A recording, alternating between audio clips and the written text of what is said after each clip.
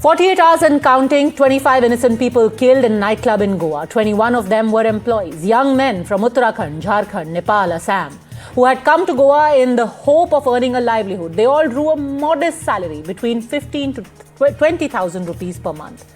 And for a measly 15,000 rupees, they were suffocated to death when the club Birch they worked at caught fire, leaving them trapped in the basement. This was murder, plain and simple. And today, the owners of Birch by Romeo Lane finally issued a statement while still on the run.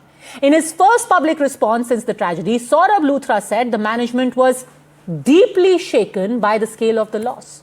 Calling it a moment of irreparable sorrow and overwhelming distress, he said the nightclub stands in unwavering solidarity with the families of the deceased as well as those injured and conveyed condolences with utmost sincerity.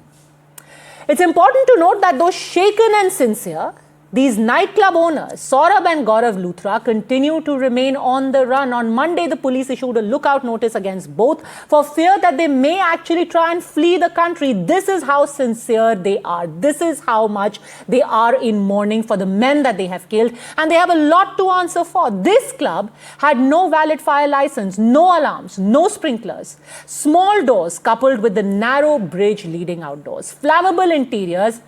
And then to top it all, they had an indoor unauthorized fireworks show right in the middle of a dance performance.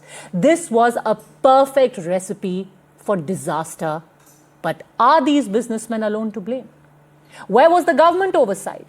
The Goa government has now initiated a magisterial inquiry and 4 arrests have also been made, but all of them from among the club staff. What about the government officials, under whose very nose these illegalities not just survived, but thrived? The Sarpanch of the Arpora Nagoa village Panchayat has alleged that the entire structure was built without procuring a construction license. A demolition notice was issued, but stayed on appeal. What happened thereafter? Did anyone check the lack of proper evacuation passages? About the construction quality?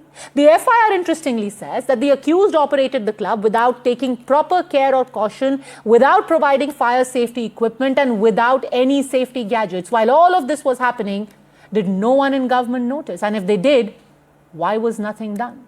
So while the big businessmen, the club owners may eventually be tracked down and face the law, don't let the government off the hook on this one. The state depends on tourism. The tourist inflow in turn is catered to by these thousands of migrants who live, work and earn in Goa. What neither these tourists nor these poor workers in Club Birch deserved is a suffocating, painful death that gets forgotten after a few token arrests. The government must answer. The buck stops with them.